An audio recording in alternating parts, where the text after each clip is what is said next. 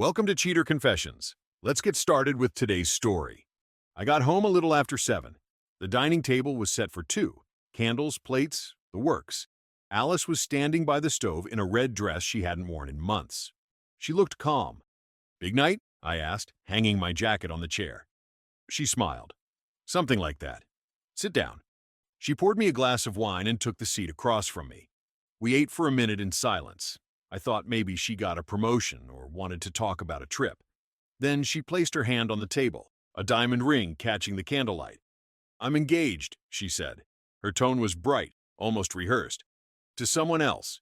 We've been seeing each other for months." For a second, I didn't react. The words didn't make sense.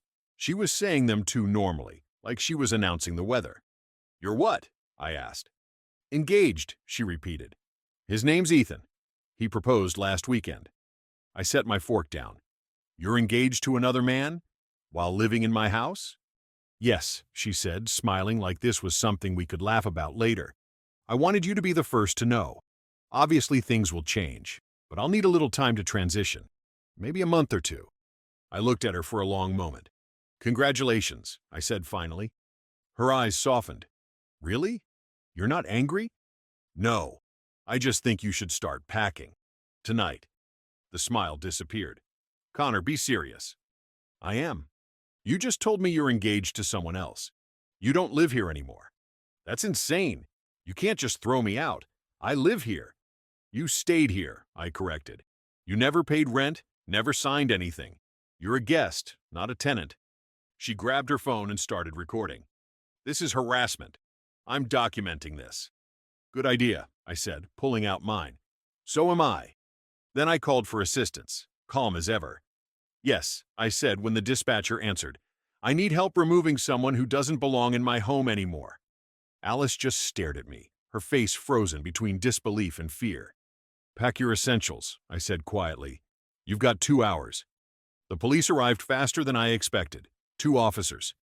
Alice stood in the living room, arms crossed, still filming. "Evening," the older officer said as I opened the door.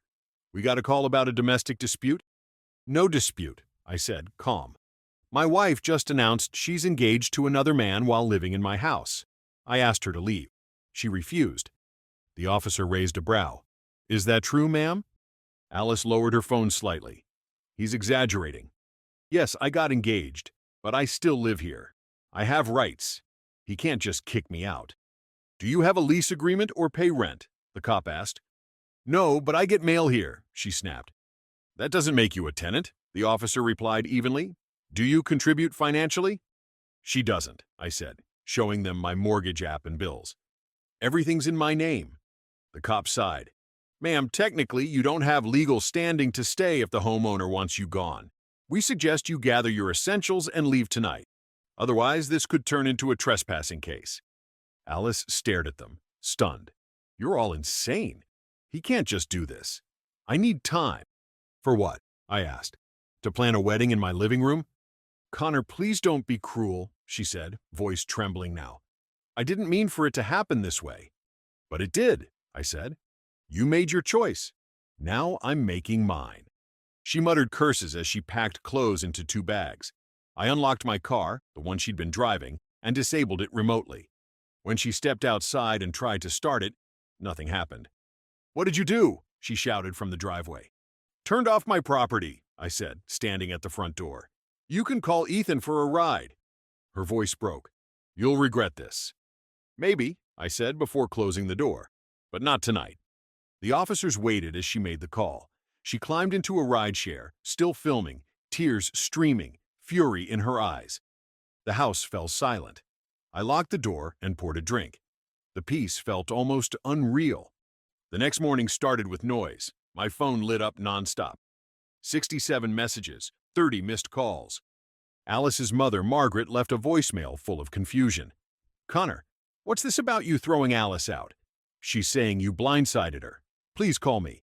Then Sophie, her sister, texted, "What actually happened? She's making it sound like you went crazy."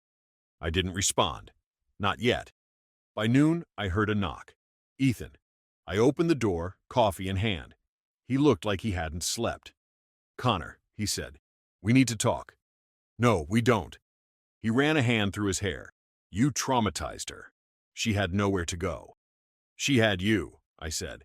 But I guess your place isn't big enough for the drama. He flinched. She said you two were done, that you were just roommates. I actually laughed. You believed that? While she still lived here? While she used my car? My credit card? His face flushed red. I just came to get her furniture. I motioned to the living room. Everything here is mine. I have receipts if you want to see them. He looked around, suddenly less confident. She owns a few boxes and a mirror. That's it, I said. Ethan tried to stare me down, but he didn't last long. Fine. When can she pick up her stuff? Saturday, 10 a.m. Everything she owns will be boxed on the driveway. Security cameras will be on. He took a step back. You're unbelievable.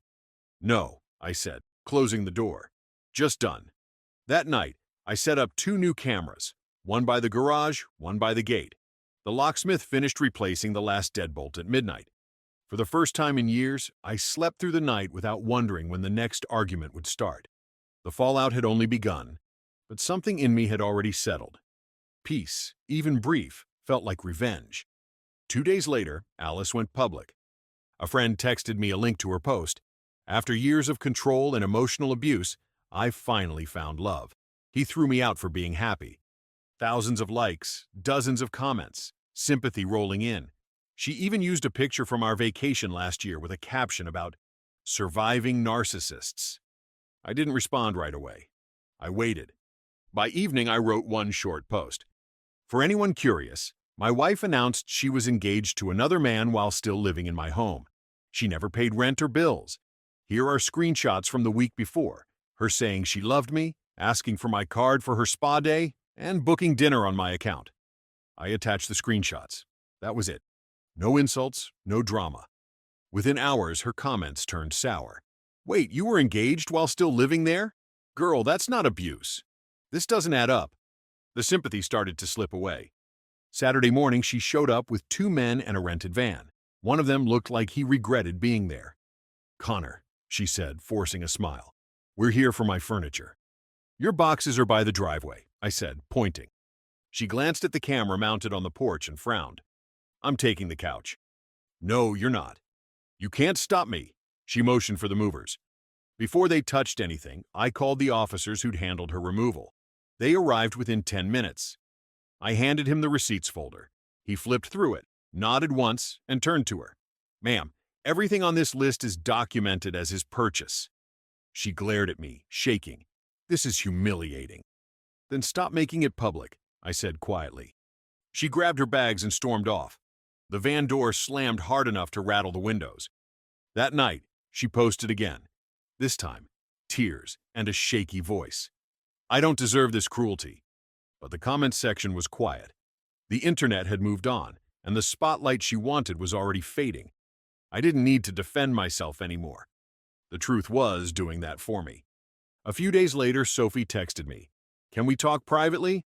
We met at a cafe near her office. She looked embarrassed before even sitting down. Connor, I didn't know. She told us you two had an open relationship. She said you knew about Ethan. I almost laughed. That's a new one. Sophie rubbed her forehead. She also said she was pregnant. That's why we believed her when she got engaged. We thought you were just holding her back. Pregnant? I asked, stunned. She wasn't. I know. Sophie nodded slowly. Yeah, Ethan found out too. She told him last week that she lost it. Then he saw her at a party drinking wine. He called me. He's furious. I didn't say anything. Sophie sighed. She's not well, Connor. She's spinning every story to make herself the victim. I don't think she even knows she's lying anymore. I nodded. She'll learn soon enough. I'm done being her safety net. That evening, I got an email from a small law office demanding I pay Alice $25,000 for emotional distress and unlawful eviction. I forwarded it to my lawyer, Ailey. Within the hour, she called. I've seen worse, she said dryly. Her official reply went out the next morning, a counterclaim for 2 years of unpaid living costs, utilities, and misuse of property. Total, $46,800. By afternoon, Sophie texted again. She's losing it. She didn't think you'd fight back. I didn't reply. Some lessons don't need words. That night, I deleted the last picture of Alice from my phone. It felt like closing a door that had been stuck half open for too long. The court hearing lasted less than 15 minutes. Alice showed up alone, eyes tired. She held a stack of papers, rambling statements, screenshots of my house like they proved something. Her lawyer had already dropped her after Elia's counterclaim landed. When the judge asked for her evidence of tenancy, she pointed to a photo of her mail on my counter. "That's not a lease," he said flatly. She tried to talk over him, voice cracking. He threw me out after years of manipulation. Elia stood calmly, speaking when the judge motioned.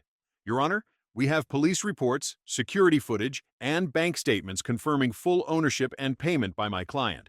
We also have her social posts from the same week, admitting she was engaged to another man." The judge frowned.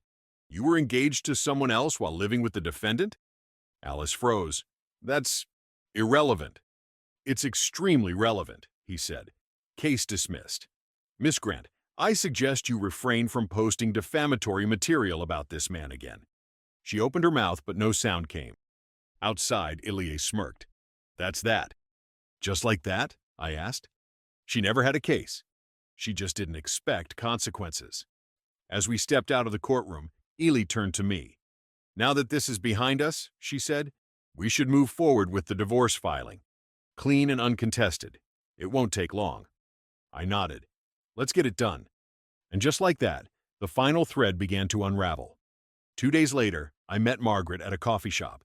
"I'm sorry, Connor," she said quietly. I believed her. "I thought you were cruel." "She's your daughter," I said. "You wanted to help." She slid an envelope across the table. "It's not much. 5,000. A small way to make things right." I hesitated. "You don't have to." "I do," she said firmly. "Her father and I raised her to think she could talk her way out of anything. You were the first person who didn't let her." I accepted the envelope. "Then maybe she'll finally learn." "She won't," Margaret said. "Not yet. Ethan left. She's been staying with a friend, talking about suing you again. But everyone stopped listening." That night, I checked her social pages once more. They were full of tearful videos and long captions about healing and betrayal. The comments section was empty. No likes, no sympathy, just silence. It hit me then. She hadn't just lost me. She'd lost her audience. A few weeks later, she was back with her mother. Margaret texted me once. "She's staying here. We're giving her a month to get on her feet. Then she has to go." I didn't answer. Sophie called instead. "She's getting worse," she said. "She won't work, won't help with anything. Just sits around scrolling and posting about her healing journey. Mom's exhausted." "She'll keep burning bridges until there's nothing left," I said. Sophie sighed. "I just wanted you to know, I think you did the right thing." She needed someone to stop her. "Yeah," I said quietly. "But stopping her doesn't mean fixing her." After the call, I sat at my desk and finally deleted every folder labeled Alice. Videos, photos, receipts, gone. For the first time, I didn't feel angry. Just done. Completely done. 3 months later, my house felt like a different place. Quiet. Still. A letter came in the mail that week. The divorce was finalized. Just paper, signatures, a few legal stamps. But it felt like something heavier had been lifted. Not sadness, just certainty. One Friday night, I made pasta, sat at the same table, and thought about how it all started. The night she told me she was engaged to someone else. It had sounded like an ending then. Turned out, it was the beginning of my freedom. Alice was still around, in the background of other people's stories. Sophie texted now and then. Short updates. No pity, just facts. "She's working part-time at a clothing store," Sophie said in her last message. "No one really wants her drama anymore. She talks about moving to another city, starting over." "Good for her," I texted back. And I meant it. Later that week, I met someone, Kiara. She's a project designer, owns her own condo, drives her own car, and splits every check without hesitation. There's no chaos, no manipulation, no half-truths, just calm. It felt strange at first, the kind of strange that comes from peace. One evening, as we cleaned up dinner together, she asked, "Does it ever bother you?" "What happened?" I thought for a moment. "Not anymore," I said. It taught me what I'll never accept again." She smiled, understanding without asking more.